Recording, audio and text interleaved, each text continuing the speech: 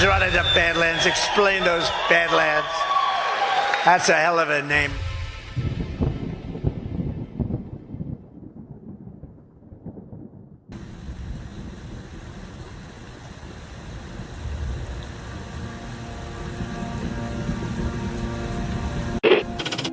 Mr. Vice President, I'm going off script again, I know, but I just want to personally thank you. We've been through some stuff. We've gone through some of the most complex military operations this country's ever conducted, and your steady hand and your leadership during those was a great source of strength for me. Thank you for your leadership. Thank you for your character. Thank you for your selfless service. Thank you for commitment. Thank you for being a mentor to me, Mr. Vice President. It's called the swamp. And you know what happened? And you know what I did? A big favor. I caught the swamp. I caught them all. Let's see what happens. Nobody else could have done that but me. I caught all of this corruption that was going on, and nobody else could have done it. Did I get that one right?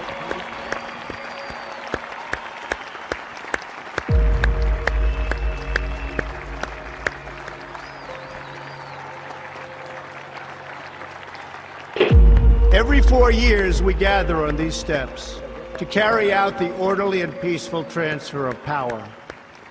Today's ceremony, however, has very special meaning, because today we are not merely transferring power from one administration to another, but we are transferring power from Washington, D.C., and giving it back to you, the people. For too long, a small group in our nation's capital has reaped the rewards of government, while the people have borne the cost. Washington flourished, but the people did not share in its wealth. This American carnage stops right here and stops right now.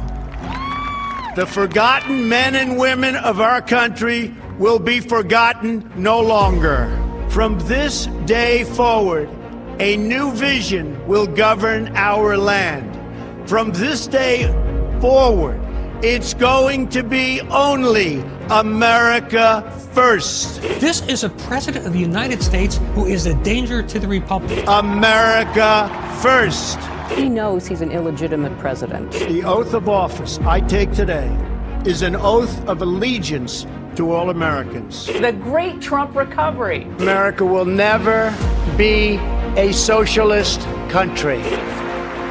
I will fight for you with every breath in my body. Russia, Russian, pro-Russian, Russian, Russia, Russian, Russian, Russian, the Russians. Russia.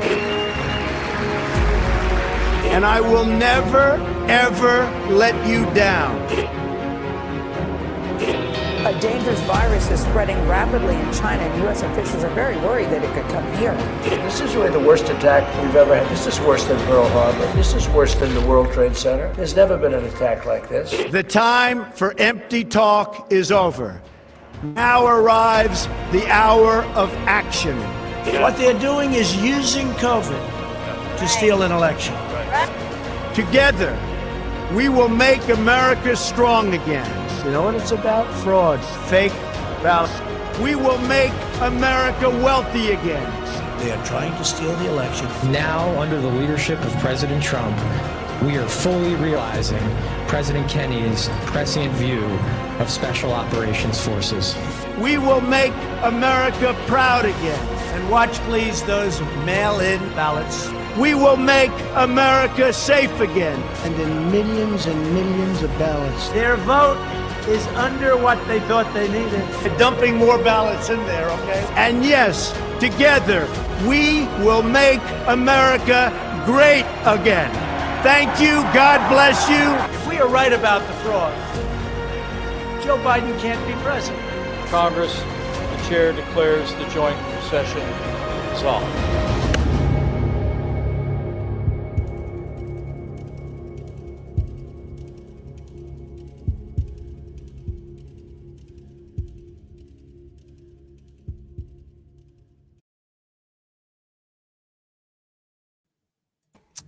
Well, good evening, everybody, and welcome to another episode of the Wednesday edition of the Devolution Power Hour.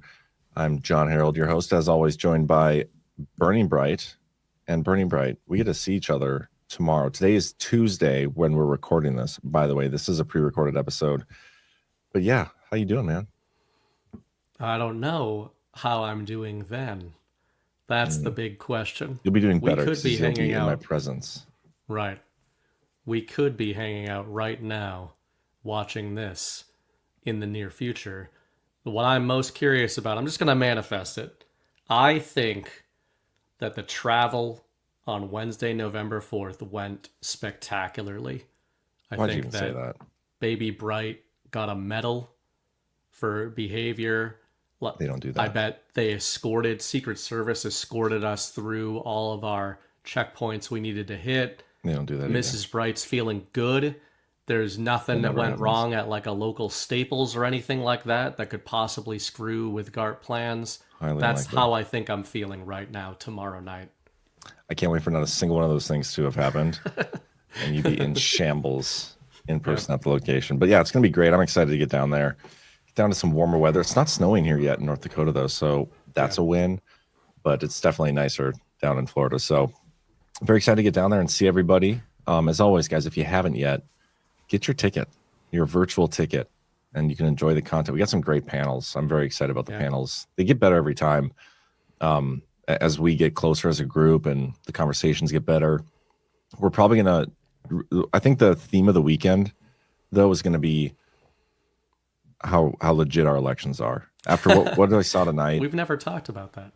Yeah, after what I saw tonight, I mean, there's just no question. Our elections are, they're not fake. They're not fraudulent. They're legit. A communist definitely won in the United States of America.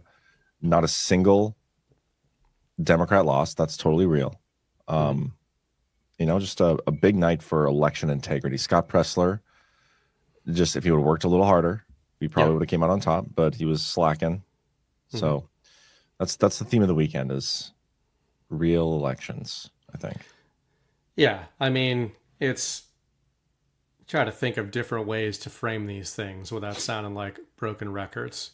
But, even on the panels and stuff at GARTs, I think part of why it's gotten good, besides, like you said, gotten better, rather, is there's a shorthand that we've not only developed with each other, but with our audience, and that our audience has developed with us. One of the things I always say about GARTs in particular, for people that are coming to one for the first time, and they all echo this, is that, you feel like you can sit down at the table with anybody or bump into them at the hotel and just start talking. Like, you're not thinking about what you're going to talk about. You don't have to worry about it. You don't have those normie limiters on.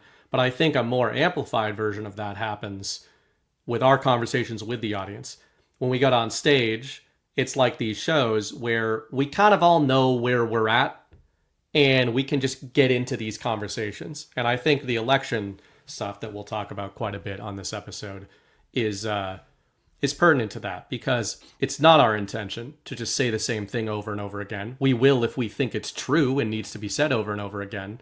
So I've really been thinking about what does this mean, that the Mamdani win and this, this current humiliation ritual many parts of the country are dealing with in November 2025.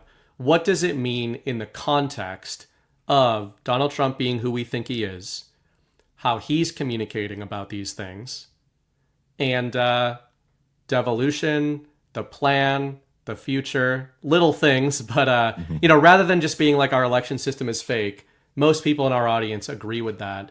I don't have the answer, but I've really been thinking a lot about what is the play here from a Trump perspective, like short term, before we even get to fixing the actual election system. I don't know that I have the answer, but I've been thinking about this a lot too. And I talked about this on my show today. I was talking about our elections and how I don't trust them, all these things, and being critical of the things I'm typically critical of things not happening. And I think I was going through a Trump Truth Social post. That's what triggered it.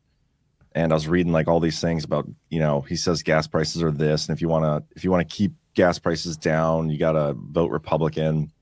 I was like, this is just silly to me. Like his true social posts are comedic at this point with some of the narratives he's trying to push.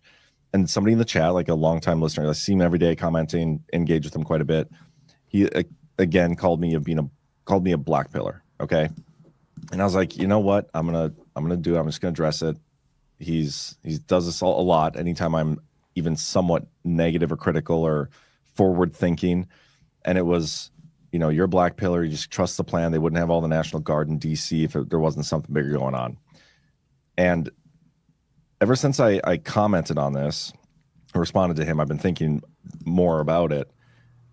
And we always justify the things that take place that aren't what we want them to be as it's for the normies, right? Yeah. And when I say we justify it, I'm saying a large section of our audience is like, well, it's just to wake up more normies. Yeah. And I don't think that's true anymore.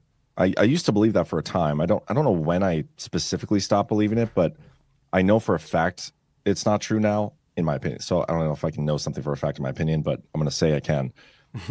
And it really hit me recently when I dropped that video a few weeks back. Actually, it was the people, the truthers who you can't tell them, you got to show them, or you can't show them, you got to tell, whatever.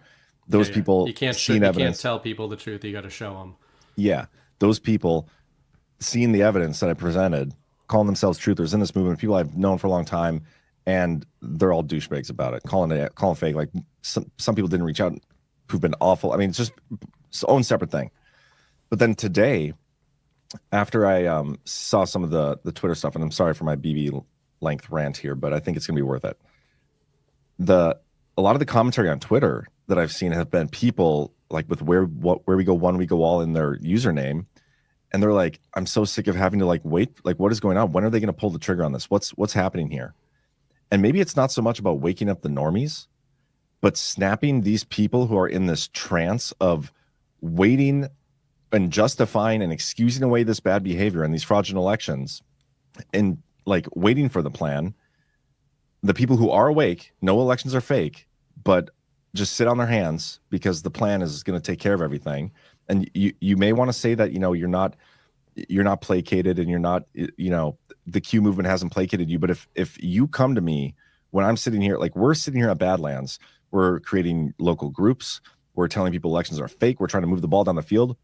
We're not discussing 8-year-old plans and using that as justification for all the terrible things we're seeing. We're trying to figure out a way to move the ball forward, whether there's a plan in place or not, even though every single person at Badlands believes there's a plan. Right. And part of me now is I think this is the point. We have to keep going through these these what do you call them?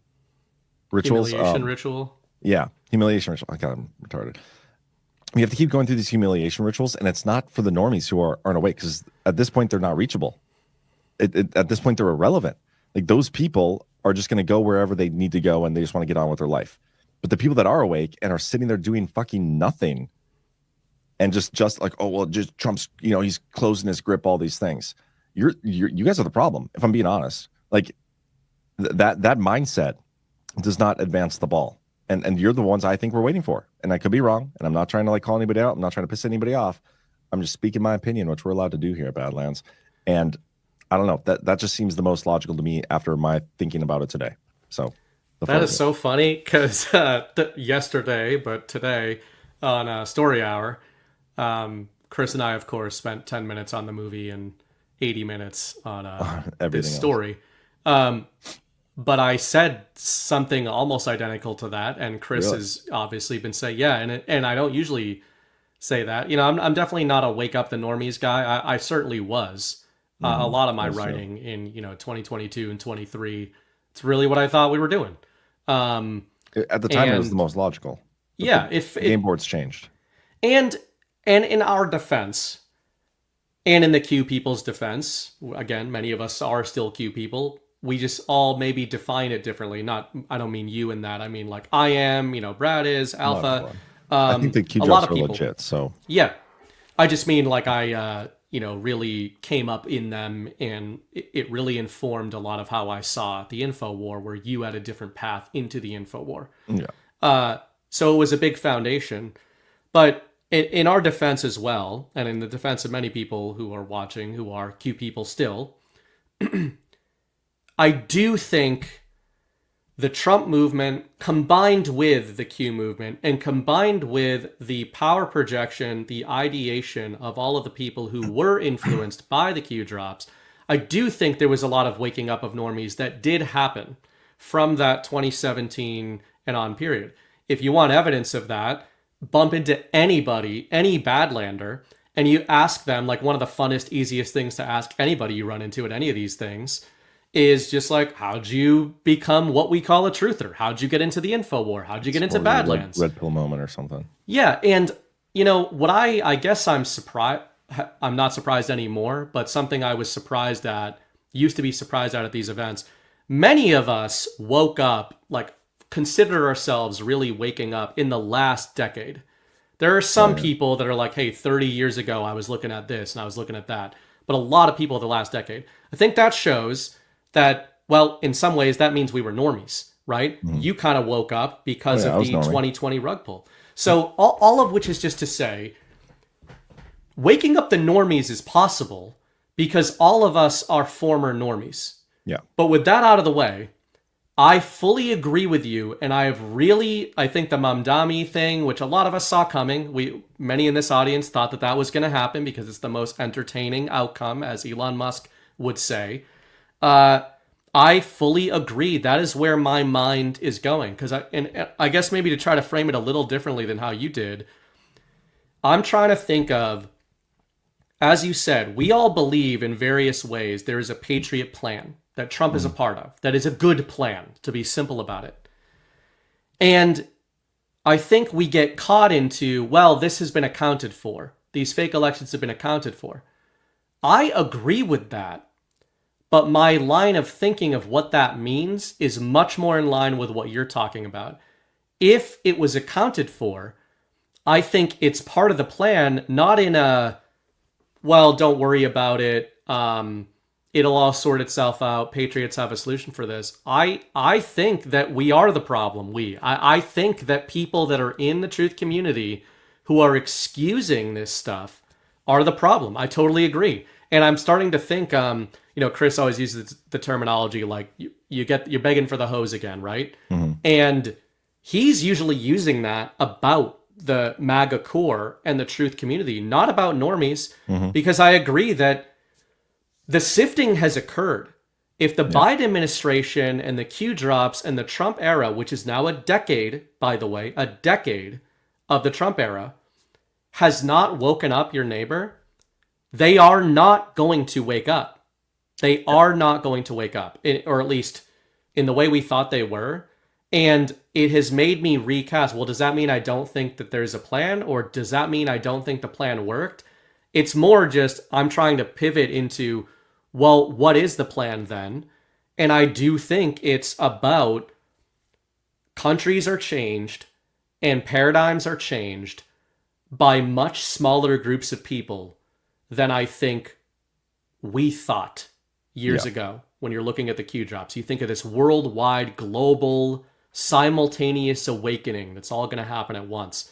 That wasn't what the American Revolution was. That wasn't what any of these things were. It was always a relatively small, but really driven group of people that pushed the country in the direction we wanted to go in. To finish this rant, it would be, my takeaway from that would be, I think that the worst thing you could do in the aftermath of these humiliation rituals is to just excuse them away, even if you know that they're fake. It's not enough to just say, oh, they're fake, it doesn't matter. You have to call this stuff out and move your life forward as if you understand that these elections are fake. Because if you don't, then as you said, I think you're actually probably some of the ones pulling the plan back rather than pushing it forward. Yeah, I think an important thing to do here is, first of all, define what it even means to be awake in the context that we use it, or at least I'll define it in the way that I use it, because there are conservatives that I know, you could maybe call them red-pilled, but I wouldn't consider them to be awake. Like the people that are awake, in my opinion, are the people that see the bigger picture and understand that there is a deeper softcore war going on all the time. I mean, me and Chris kind of talked about this on an episode a while ago. Like, there is a much more sophisticated information war taking place, and like people in this audience recognize that. People in the Q movement, our little corner of the internet, they're the people that recognize that. Okay, outside of that, you have the what I would consider pretty much everything beyond that is normie. Like, you have Connick normie, you have mega normie, you have leftist normie. I mean, all those people that don't recognize the info war, I would consider to be normies. Okay, so with that being said, like, understanding there's a plan or believing there's a plan, the excuse of all these things, and when the Trump, well, let's go back to even the first election night, Trump's election night a year ago. He won. We were anticipating fraud. Somehow he overcame the fraud, and it was at that moment in time there was like, we had a literal sifting on Badlands live. You all got to see it, where all of a sudden everything we believed and talked about and had been discussing for years, it like went out the window. And all of a sudden, like, no election fraud. Clearly, there's no election fraud. Trump won. It's like everything we discussed didn't matter at that point. But no, we stuck to our guns, most of us, and we kept pushing the ball forward.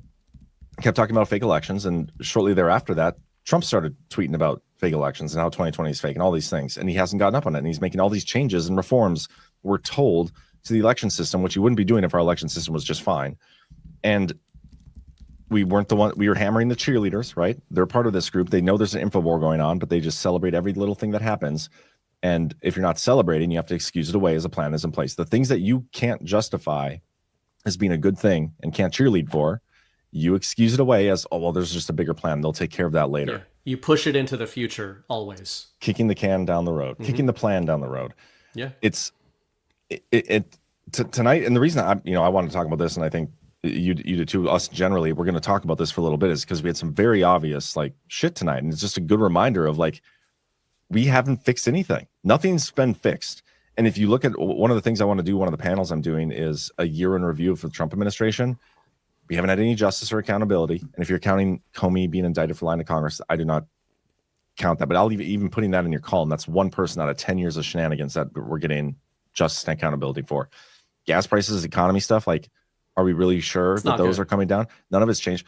What about right now, today, in a span of 12 hours, Trump had 2 Truth Social posts, and one of them said, if the Senate doesn't end the filibuster, our country's screwed. Basically, like, we won't have a country anymore. We're not going to be able to save it. Democrats are going to get back in there, and they're going to destroy the country, pack the court, all these bad things.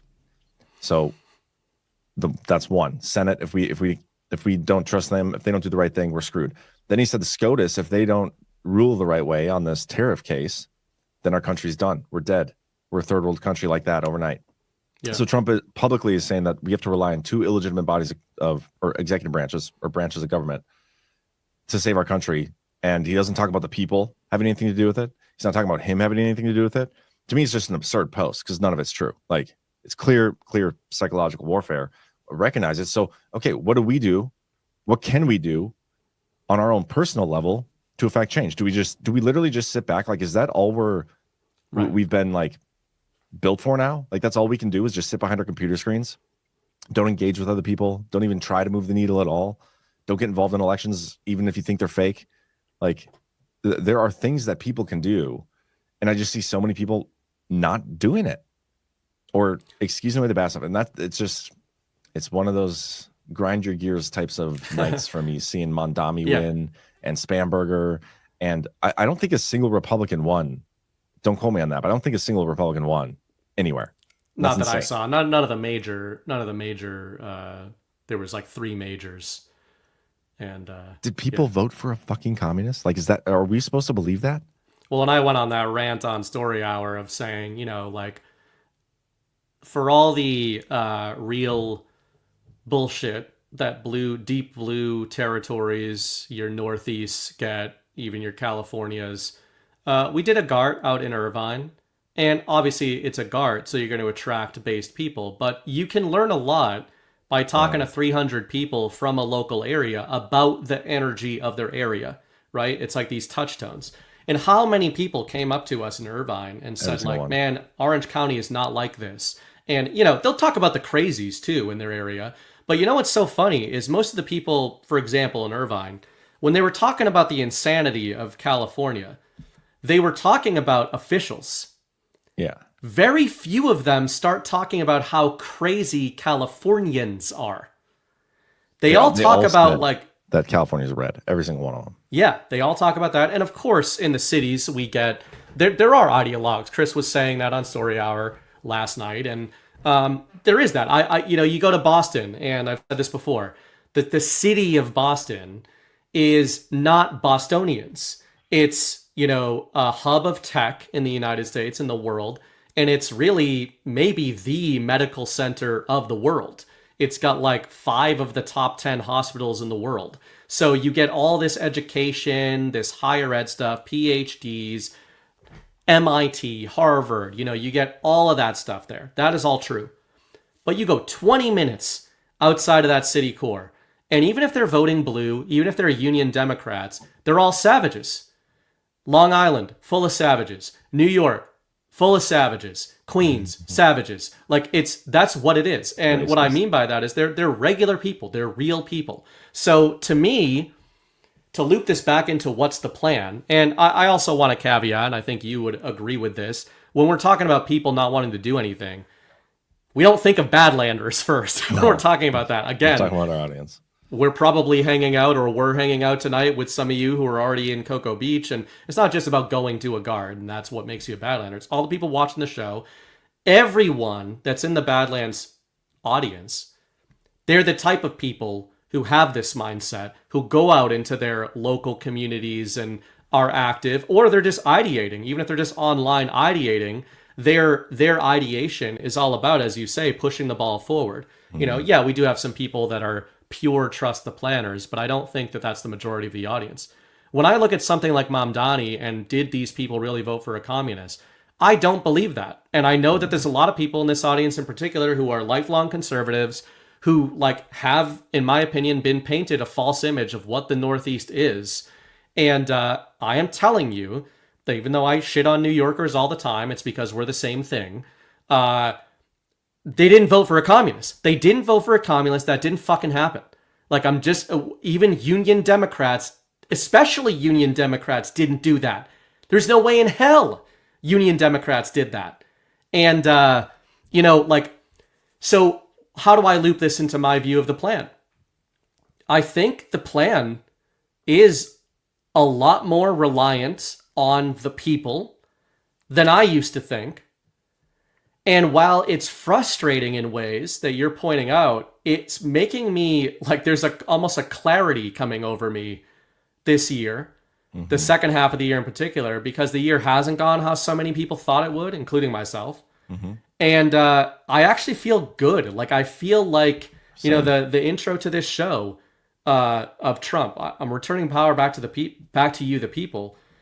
This is what he means, right? Like, this is what he means. It's not just, oh, vote for the guy you like and you've got power now. What if Cuomo won? Was power returned back to the people of New York? What the fuck was that supposed to mean? I think what it's supposed to mean is you now have the Joker running the asylum in the most powerful city in the world. That is emblematic of what your nation is. No matter what people want to say about it, New York City is the most important city in the world. There's a reason that's the guy, that's the place where they've got the most embarrassing political candidate in American history, perhaps. Like, he's in the running in terms of his public stance. And it's all just to say, at what point do you consider, the general you, that the plan is for Donald Trump to poke you with a stick enough to where you're like, this is bullshit, and I'm no longer going to be humiliated in this fashion. That's not a call to get into the streets. I'm not naive and think that means you, if you're based enough and you think the way we think, you can overthrow Mamdani. I more just mean that to your earlier point in the show, getting out of the mindset of offloading your sovereignty to other human beings at all is the starting point of where you need to be on the back of these kind of humiliation rituals. And if you're not there on the back of these, then you're probably not going to get there. Yeah. Okay, I'm going to run a scenario by you. I don't know if this is going to be perfect. It's probably going to be retarded. But I'm going to do it anyway because in my head it works. Okay.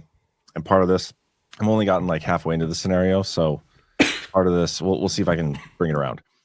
Imagine you're sitting on your couch. Okay. Are you done coughing? That was really rude. Sitting where? On your couch. Okay. You're sitting on your couch at home. Okay. What kind of couch is it?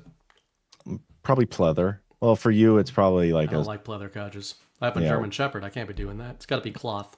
Okay. Well, it's pleather. You got a pleather couch. It's more of a love seat. You're sitting there, and all of a sudden, you start to smell smoke. Okay.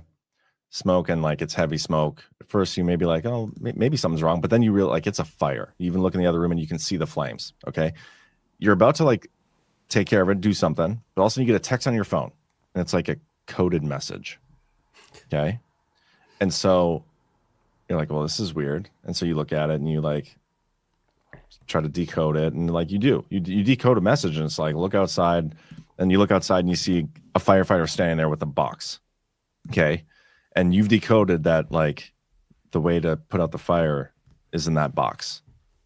But you don't know what is in the box. And you aren't even 100% sure if it's a firefighter out there. But somebody's out there with the box. And based on the message you received on your phone, you know, or you believe that that person is going to use whatever's in that box and put out the fire. Okay. So you just sit there and the fire gets a little further, smoke gets heavier, but like, it's fine. The guy in the box, he's going to do it. Whatever's in that box. I don't know what is in that box. I don't know for sure. I don't even know if that guy wrote what's in that box or is associated with what's in that box. Could be Gwyneth Paltrow's head. But we don't know what's in the box. But I believe based on the message I got that box and that thing out there is going to put out this fire. So you wait even longer. Okay. And then time goes. If you keep doing that, eventually your fucking house is going to burn down and you're going to go down with it. But at what point do you like, okay, well, clearly I can't just like wait for this guy out there and this message I got on my phone to help me put out the fire in my house. I'm just going to go get my fire extinguisher and go put it on myself. Because the fire started out, it wasn't that big. Could have handled it right away, no damage. Not even smoke damage. Your pleather couch, you wouldn't have had to get a new one. But you wait long enough, like, yeah, you're going to have to fix it. Like that's where I see we're at right now is like, we're sitting there waiting for somebody to come put the fire out in our house. And we think they're out there because the message we got on our phone tells us that whatever's in that box out there is going to save us. So we don't have to worry about that. But maybe we do. Maybe we need to be the ones that figure out a way to put out our own fires. And while we want to believe that to be true, and I do believe that I do believe whatever's in the box could put out our fires, I'm not going to leave it up to them. I'm going to do it myself. That's where I'm at. Did that make sense? Yeah, it was actually pretty good. Oh, thanks, man. And I said something. I don't want to repeat everything I said on the story hour, but just I think something really that's relevant that here anyway, is so yeah, it's to that point though about the fire. I had made an analogy to Arkham Asylum in the Batman universe, and really, if you're looking at New York right now, if you're looking at the story of New York, you've got the Joker. Essentially, a chaos agent communist. That's what the Joker was, who's in charge. And the guy who New Yorkers are trying to rally around to take him down is Andrew Cuomo, who is a criminal, or alleged, a Trump-endorsed criminal. And I think that this is all relevant to what you're saying, who is... in the Batman world, he would be analogous to Carmine Falcone, the Italian mobster or mafioso, who is a career Gotham City criminal, but he's the kind of criminal you know how he operates. He's got rules, right? And in the lore of Batman, there's this whole power struggle that happens there where when the Joker comes onto the scene, the ones who are the most affected by him are the career Gotham City villains who all had an understanding of how the system of crime works, right? You've got the criminal mayor who follows the rules and then he kind of bends them a little bit, right? He gives his buddies in the unions the contracts they want. He bails out some of the companies he needs to bail out. He makes sure public services, He makes sure public services are funded. And, he takes a little off the top for himself. He maybe engages in some debauchery on the weekends. He's got pierced nipple rings, all that. I forgot about that. Yep. So he's into some freaky stuff. But the trains run on time. I mean, they don't in New York, but the trains run. Sometimes you get stabbed on them, sometimes you don't. But that's Gotham. And Trump refers to New York as Gotham, and I think it's the stand-in for Gotham. Now the Joker's in charge. So, to your fire analogy, the fire is here.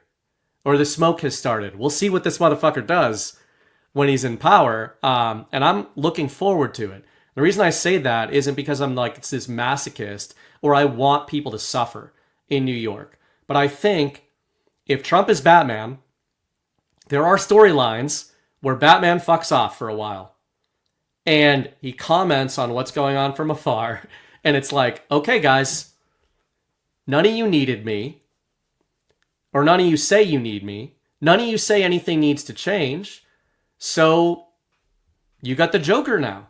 You got Mamdani. You got a communist in power. And the only guy that can save you from him is Cuomo.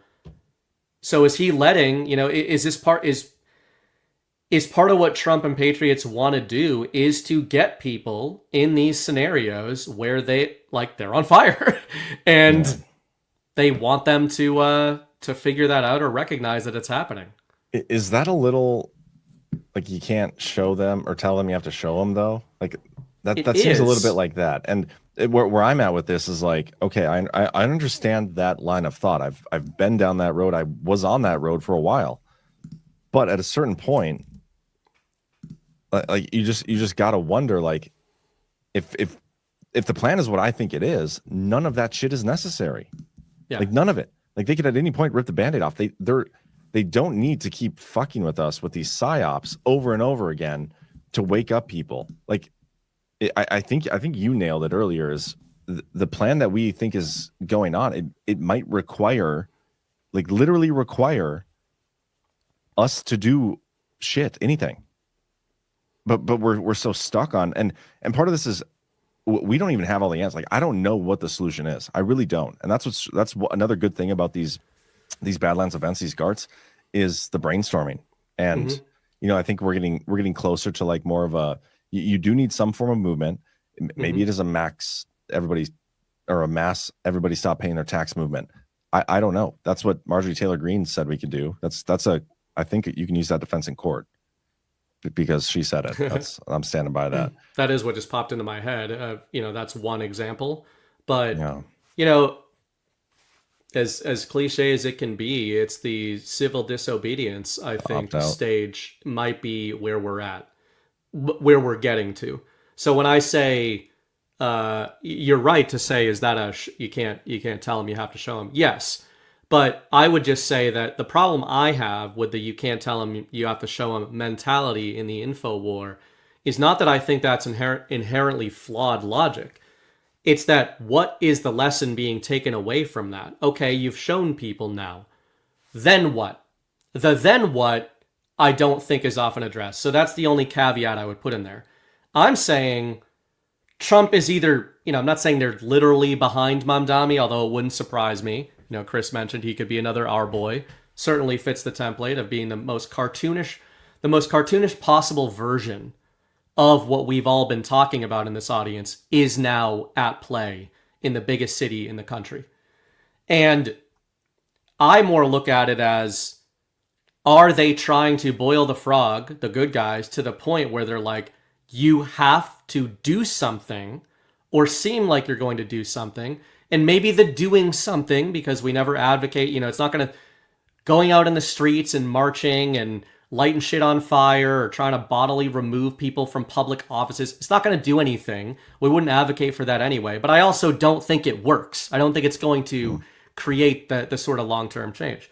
Is it the opting out thing that you mentioned? Taxation is one thing, and it's a really, really, really big one.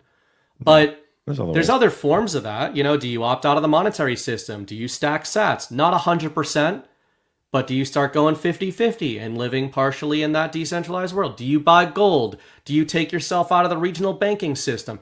There is a lot of different... Do you take your kids out of public school? there's a lot of things that we actually can do. And what's funny is most of those things are just not doing something.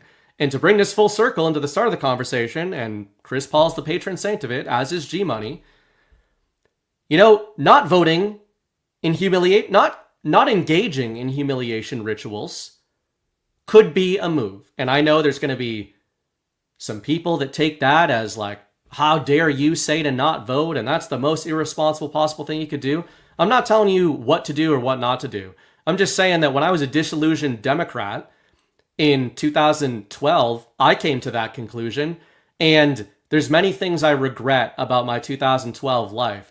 One of them is definitely not voting in the 2012 presidential election. I feel pretty fucking good about not voting in that election. And am I supposed to permanently feel good about voting in elections now that Donald Trump, we're told, is never going to be in one again? I felt good about voting for him in elections. I don't feel the same way going forward unless these things are addressed on a verifiable level by the American people.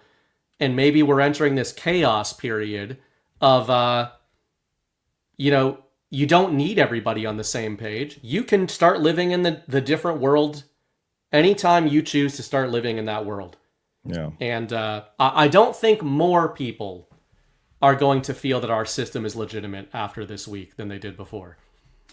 Yeah, I mean, I'd hope not. But honestly, it doesn't matter. To me, it doesn't matter how many people feel like our system is legitimate, because that's not enough. I feel like almost everybody recognizes at some point that you can't actually trust our elections. We see all these figures out there. You go scroll Twitter today, it's because we didn't have great candidates. It's because we didn't have enough people didn't have enough urban white moms or something vote our way. We didn't know what it was. It was because in 2024, we didn't win those states anyway. What were you expecting? You were expecting us to win New York? No way. We didn't win them last time or the last couple times. Like, there's just no way. Or it was a shutdown. We were shut down. Like, there's excuse after excuse after excuse. And this is what happens every election. Every election, it's like, okay, we're definitely going to win this one because Trump has done all these good things and they've done enough to fix the elections. And there's no way that anybody would vote this way. And like, nobody would vote for a communist. And then it happens. And it's like, well, here's your report card. Here's all the things you did wrong. You change this about yourself and your demographic and your party, and then maybe next time we'll let you have an election. Yeah. No, that's such bullshit, such cope. And it doesn't do anything. So, and I don't know if it's opting out of the election system too. That's a weird one too, because I think back to 2022 where we were with that election, and like part of the movement was like personally blaming me for costing us the midterms of 2022 because of the devolution theory, when I never once said not to vote. I never once said that. In fact, I was like, part of the plan is you guys have to vote. Trump is telling you to vote. You need to vote. It's the bottom up, the devolution sandwich. 2024 election. We know the elections are fake. We expect Trump to lose. I said I was going to vote, and I did vote. Yep. Other people said they weren't, and that's fine. Nobody ever told you guys what to do in the audience. You guys are your own sovereign individuals, and you shouldn't let anybody ever tell you what to do. And that is personally why when somebody tries to tell me what to do, I do the exact opposite, because I feel like that's the most sovereign thing I can do. But I don't even know where I'm at. Like, to me, it doesn't matter. I don't either. Vote. It doesn't matter. And it's like back in 2022, even hinting at this kind of discussion, it felt weird because I knew I probably like believed and recognized our elections were fake. But at the time, I really did believe that Trump wanted us to vote. But at this point, like, he's endorsing Cuomo just so he can be the communist. Like, that's bullshit. Like, there's the election system is getting so cartoonish at this point. Yes. And it cannot continue this way, and us expect whatever to happen in the midterms. And if we're relying on Congress to do shit to implement Trump's agenda too, like, that's never going to happen. They're never going to let that happen. Relying on SCOTUS, not going to happen. Like, what is, something has to change. And the only thing that I feel like we haven't done is, or I haven't personally done, is opt out of the voting system altogether. And I don't even know if that's the right answer. I really don't. And I'm not saying I'm not going to vote. I think it's one of those things where it's like, if it's fake, it doesn't matter. You might as well do the thing that isn't going to piss everybody off. It's like the mortal sin of the movement is, oh my gosh, you don't vote. But I'm definitely more in line with, like, I don't know, like it seems to matter less and less the longer this goes on. You know, it makes me Sorry. It makes me think of the the feedback loop idea. I like that you mentioned the devolution sandwich there, but it also plays into the feedback loop that, you know, I know you and Chris talk about a lot in terms of Trump to the American people. And again, you know, John and I are just hashing this out live. Like, we don't have the answers. Recorded. Yeah, pre-recorded. We don't have the answers. We never claim to. I don't think I'm gonna not vote. I'm just saying that to write off that stance or to demonize the stance of an American who does not want to subject himself to what he sees as a humiliation ritual of voting in fraudulent elections is absurd. And if you are somebody that is, you can believe that we need to swamp the vote, and you can believe that we need to lend our mandate through voting, and you can believe that we can overcome this, or that our elections are going to get legitimate. Do whatever you want. But to think there isn't a reasonable America first type of mentality that can believe in the complete opposite because they have that sovereign identity, or that they want to cultivate that sovereign identity, I think you've missed the point. I think, we're at the point, again, the Batman analogy, it would be like Batman is endorsing Carmine Falcone over the Joker. He's endorsing Two-Face over the Joker. It's like, at what point could it be the plan to stand up and tell Donald Trump, fuck you for even saying that, and that might be something he's entirely cool with you saying? How many times have we pointed out on this show over years of covering Donald Trump where he has said something that the base didn't like or advocated something they didn't like, and they just started freaking out about it? Yeah. And then 3 days later, he gets in line with them, right? You can say that the point is to challenge Donald Trump without being anti-Trump. In fact, as I've argued many times this year, you might be doing exactly what Donald Trump wants you to do when you're challenging him on things like this. And again, he isn't responsible for the New York City mayoral election. I'm not putting this on Donald Trump or anything like that. Well, but he is responsible for... If you trust the plan, he is. If you trust the plan, it's going according to plan right now. He is responsible for putting out an endorsement of Cuomo. I think it's funny because I think it adds to this kind of absurdism we're looking at. But, to go back to the devolution sandwich idea, the reason I feel like I'm getting more clarity for myself going forward and feel good is I think there is a recognition of, I think Trump has done a lot. I think the patriots behind him have done a lot. And if I'm ever let's take the election fraud as a topic. Forget whether or not it's been addressed on an actual level. As a topic, Donald Trump talks about election fraud more than anybody in his base except for us. Yeah. Like, if you were to be like, who talks about election fraud the most? Chris Paul, other Badlanders, and then Donald Trump, right? And then way, way down underneath Democrats would be people who trust the plan. And Scott Presler, neocons. And I think that if you want to look at the devolution sandwich, I actually think that the top level has moved further than the bottom level has. And it might be time, and I'm saying just rhetorically, it doesn't mean you do anything, but when you start making demands and saying, you know what, I trusted the plan for a while, Donnie, but fuck this election system, this is ridiculous. If his base all started doing that at once, you don't think those true social messages turn on a dime? That's what he does. He's the pulpit of the people. He amplifies whatever his base is saying.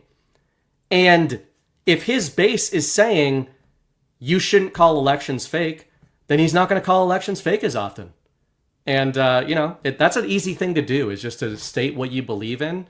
And I really do think that Donald Trump ends up reflecting that. He ends up taking the cue from the people. The last point I'd make on it, I wrote about this at the end of last year, about the whole mandate election, that he kept using that word all 2024.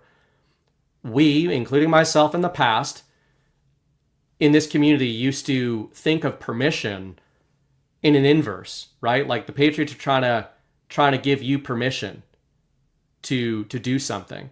And we need to invert that. We need to give Donald Trump permission to move the ball forward, as you said earlier. And that does not happen by explaining away communists winning in the biggest cities in America by all of a sudden thinking that the majority of New Yorkers are communists. It's absurd. It's not reality. And pretending that it is I think you're helping the machine. Yeah, it's a double-edged sword when it comes to Trump too, because he's the only one, we've said this before, that we can, or that I'm willing to forgive away as constantly conducting psyops, right?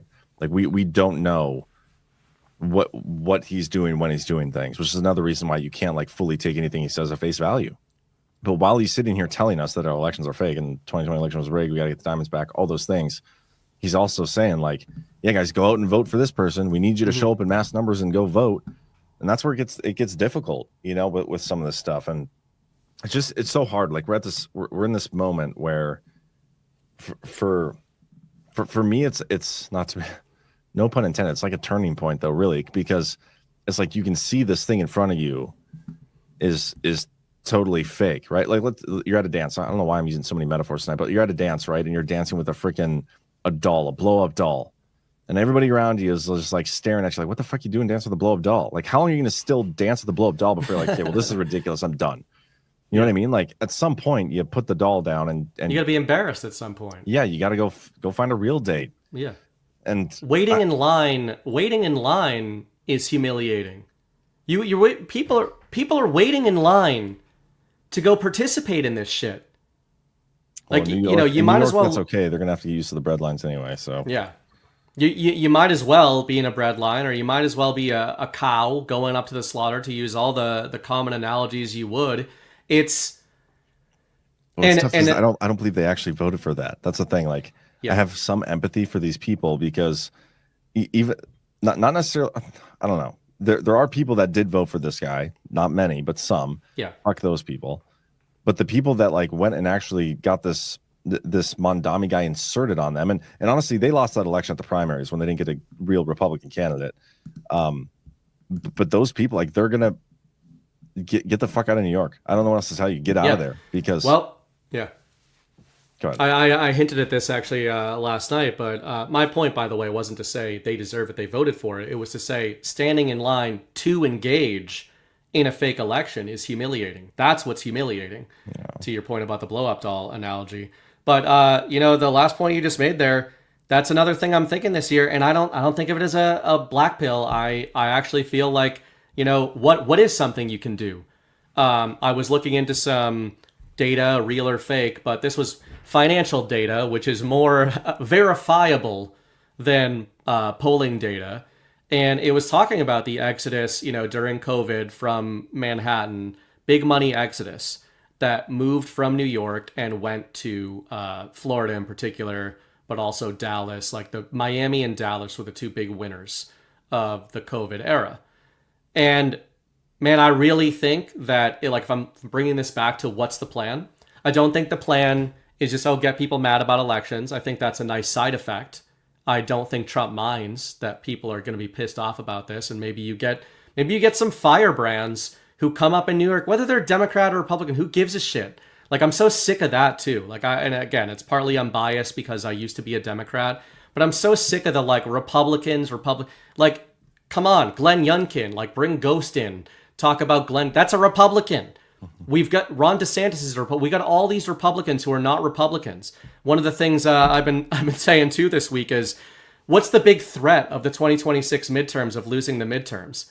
It's losing Congress. It's losing control of Congress.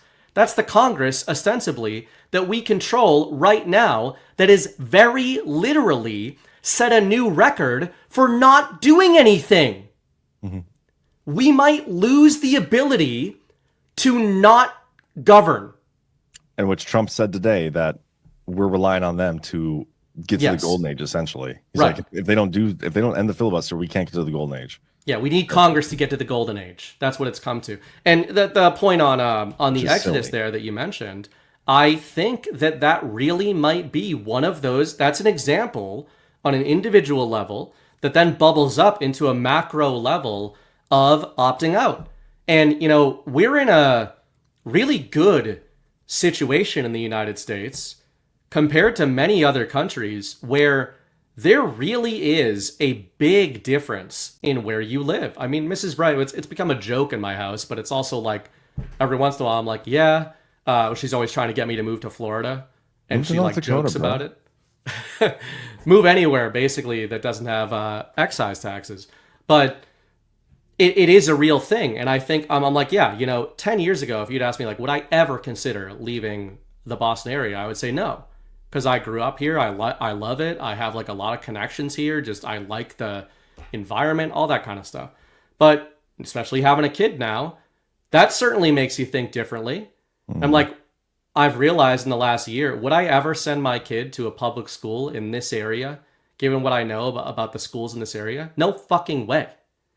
So that makes me a lot closer to not living in Massachusetts in the future than I've ever been before.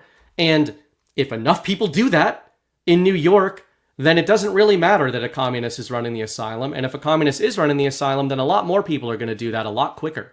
And I think that might be what we might be entering, this era, like a decades-long era in the United States of this real battle playing out, free market battle, where the states are going to be competing for people, and the ones that just embrace this retardation are going to fail. And last point on that would be, what part of this could be plan related? Because you could say, oh, well, that's always been going on, right? States competing with each other. I would say no, because they've all been backstopped by the federal government. And I hope that if anything is lasting to coming out of this shutdown, I think the federal government needs to stop, meaning us, needs to stop funding the states completely.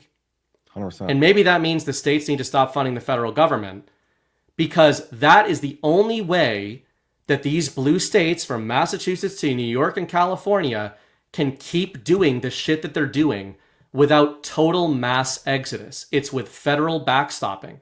If that ends, then New York really will collapse in an apocalyptic manner. And you better get out of there and go to Florida or go to Texas or go to North Dakota. And, you do have options, which I think is different about this country. This is an interesting topic, because I think there's a lot of people, especially in our audience, who they're struggling. They're feeling the real effects of the current economic state of things, and it really hasn't changed or improved for them since Biden.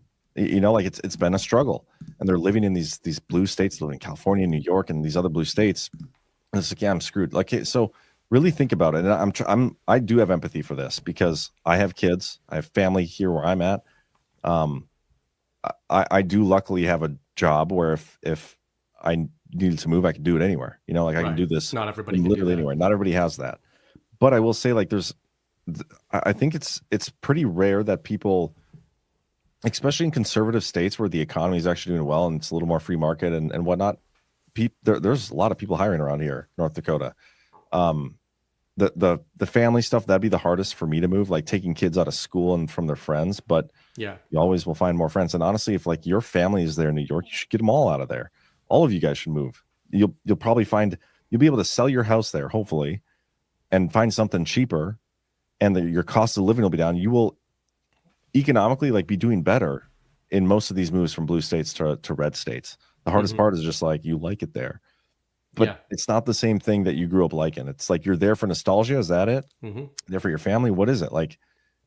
Are any of those things more important than like your family's future and safety and security, and then that of the country too? That is an interesting one. Man. And I think that I and this isn't the first thing that's prompted this thought. I wrote about this a couple of years ago, at that time I was writing about the idea that Donald Trump trying to reconcile devolution, the Q drops, the plan that talks about, macro plan of Donald Trump kind of taking on the deep state and guiding us into a golden age future, reconciling that with the the constitutional origins of the country. You can have discussions about going beyond the Constitution and all that, but for the sake of this discussion, let's talk about getting back to the Constitution and the original founding father ideas that they codified about the country. One thing that I think people don't talk about a lot in the truth community is, if you believe in Trump leading us into this golden age future, and it's all about sovereignty, the whole system of governance, the idea was for these individual states to be very powerful in the context of the country, right? And I think Trump believes in that.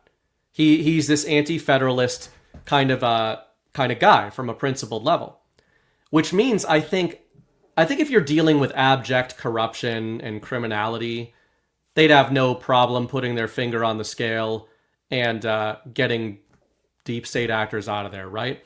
But I think that this has probably been one of those balancing acts that the Trump administration and the Patriot Plan, however you define it, has had in the back of their minds the whole time. How do we liberate the American people when more than half of their problems are probably coming on a state level without violating the Constitution that we say we believe in, right? So Trump can say whatever he wants about New York being mismanaged, but regardless of legality of what he can do about New York, for example, morally, I think he is opposed to getting too involved in New York because he's a constitutionalist. And I think that can actually be a bit of a white pill. It dovetails into what we're talking about of this sifting, because, you know, it really might be one of these things that Trump is trying to highlight these things. And where I will put the onus on him of like what I demand out of him and what everybody should demand out of him is you need to strip down the federal government. You need to strip down the powers of the federal government.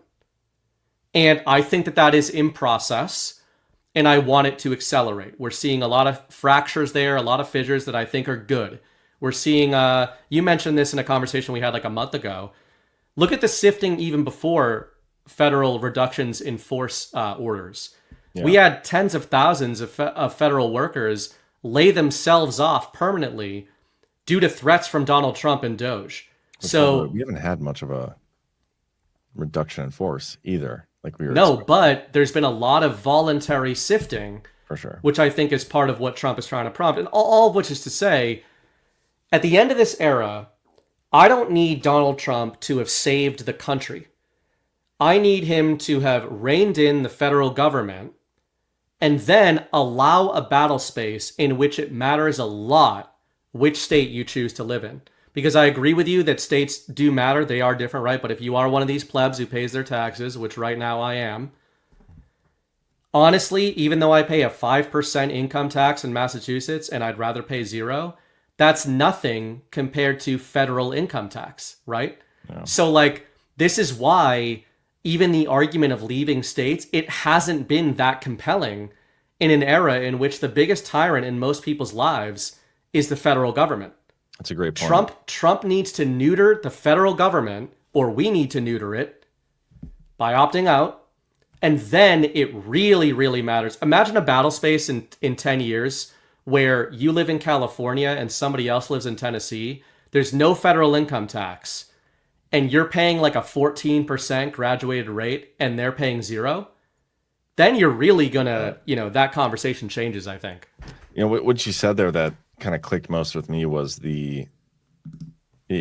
We talk about Trump taking us back to this, previous constitutional form of government that we had, where the federal government isn't supposed to be this all-powerful thing. And so maybe that's why he's not getting more directly involved in these things. Well, then if that's the case, what does that mean for us? How do we fix the things? Because even I get stuck sometimes like, well, something's got to happen to fix the elections. We need some top-down effort. And if it's not, if we get nothing from the top down, other than like, hey guys, look at all the crimes these people did, we're going to try to implement these things. Like the only solution at some point is some form of opting out and some like the original founders, they opted out from the monarchy, right? Like that was a more direct, overt kind of opt out, and one that I'd like to avoid. But I mean, that's at some point, like there's got to be some tangible something that we can do to get us out of this existing current system, especially when we see it not being given to us on a silver platter like we've been expecting and wanting it to be. Nobody's going to give it to us. Gosh, I'm just sounding more like G Money by the day, and it's scary. I'm thinking more like G Money by the day, and it's scary. The reason I'm encouraged about all of this is because I really do believe Donald Trump when he talks about returning power back to the people, and I think that that stance is conducive. What's the word? It augments what we're talking about. That sovereign-minded stance, it should augment what Trump is talking about, and that's why I think the opting out, maybe the opting out will be supported from that top-down level in a way that it never has been before. And I know that people can think it's just a meme or whatever, but hey, whatever you think of her, Marjorie Taylor Greene, as you mentioned earlier, saying that, on a big show, very publicly, that's a big deal. Yeah. Like, she might have made a huge mistake by saying that, or if Marjorie Taylor Greene, the first thing I thought of on the back of that shipwreck interview was the infamous cell phone photo back during the McCarthy kayfabe. Yep. And thinking, mileage varies greatly on which of these TV characters are really on our side and which of them are grifters and fame whores and whatever. And we don't know the answer to that. But it seems like there was a small group of them that were acting as Donald Trump's proxies during the Biden era, and she was at the head of that group. And for that person to be saying, maybe the only way out of this is to opt out, that is different from us saying it on a podcast or G Money saying it and to stack sats. Yeah. But it's the same stance. And there's a reason, by the way, I believe, I don't know this for sure, but did Marjorie Taylor Greene say that on a Twitter Spaces? Did she say that on a YouTube channel? She said that on Badlands Media. And she can say she didn't know what Badlands Media was, but I bet she does. And I bet that there's a reason she chose Badlands Media to say that on. And that's because of all of you that are watching. Because if that argument is going to get legs coming out of a sitting congresswoman, then it would probably get the most legs starting here than it would anywhere else. It's a really great point. We haven't even and as you said, we can just all say in our court hearings that Mom told us to do it. She told us to do it. Just start calling her Mom. We got to get her to do a GART. I forgot to do our sponsor. And honestly, after this, we should probably go because I have to still pack. I know we didn't talk about hardly anything tonight. I still have to pack. I have to finish some homework. That's what I call my legal stuff these days. I can't believe tomorrow I'm flying down to Florida. So quick word from our sponsors over at Love Litters, good friends. Attention all you Badlanders with purring pals and feathered friends. Say hello to Love Litters. 100% pure kiln-dried wood, free from chemicals, and oh so kind to Mother Earth. No dust, no mess, no toxins, just a lightweight solution that's gentle on your wallet and even gentler in your home. Their biodegradable litter is crafted from wood destined for landfills, giving it a new purpose in your pet's life. Cats love it. Love Litter's astonishing formula works like magic to neutralize that notorious cat urine odor, keeping your home pine fresh and welcoming. And for bird lovers, it zaps moisture from bird droppings, crumbling them away, all while being safe if pecked at or ingested. And for reptiles and critters too, their mix is crafted to dilute the pine scent, ensuring those little lungs stay happy and healthy. Plus, every 30-pound bag of Love Litters will last up to 6 months, saving you money. So transform your pet care routine today. Visit badlandsmedia.tv/litter. And that's badlandsmedia.tv/litter, and breathe easy with a litter that loves your pet as much as you do. There we go, man. Damn straight. I did want to say one thing that you mentioned earlier, and that is it's time we take the term red pill back. By that I mean, as a former liberal, it has always bothered me that people turned that into a Republican thing. Because I would say that you have quite missed the point of what the red pill was. And it goes into how you open the show by talking about if you're in the info war, You know, you have accepted that reality is not what you thought it was. The red pill in the Matrix is a rejection of the false reality and an acceptance that you don't know what the real world is. It is not a pledge to become a super-based Republican. I would say that being a super proud Republican is taking a handful of blue pills. So if anybody, like, I still run across people who don't know that the red pill was not supposed to be a conservative thing. It's supposed to be a reject the Matrix, and the Republican Party is a big part of that Matrix. That is such a good point. I haven't thought about that way. But that is a great point. We should take that word back. And he was like, "Yeah, man, we got to take the house." Yeah, that's what Neo said when he. That was his awakening. Yeah, he was like, you know, if we just win, if we just vote harder in the midterms, if we just register more voters, yeah, we can beat the machines. It's insane, man. But hey, this is where we're at. Things just aren't as bad as we thought they were. Our elections are fine. There is some voter fraud. It's just, you know, it's bad candidates mostly and stuff like that. We're just being childish. Yeah, man. I'm looking forward to seeing you tomorrow. Again, this was a pre-recording. Get your GART tickets. Maybe we'll do a little video or something tomorrow for ticket holders. I wonder if we can set that up so that after the show we do a little, like, hey, we're hanging out. Well, you'll probably with the baby. Maybe. We'll see. We'll see. No promises. Might just leave him somewhere. Leave him by the pool. All right. You're allowed to do that, right? In Florida, just leave him by the ocean? Yeah, it's fine. Yeah. Opt out of parenting. Mrs. Brett would love that. She actually probably would. You opted out of that situation. Just kidding. Anyway, guys, hit that thumbs up. Do us a favor and get your GART tickets. We'll have some more good conversation around this. Will be another hot topic. 1 year since Trump's election win, and just a few days since Mondami's election win. Mm-hmm. Interesting times, for sure. But all right, man. Thanks. Catch you later. Get your virtuals, guys. Yeah, badlandsmedia.tv/events, and we'll try to watch the rants and read them next time we do the show. I'll have somebody doing that, maybe even myself. We'll see, but we'll see in the chat. All right.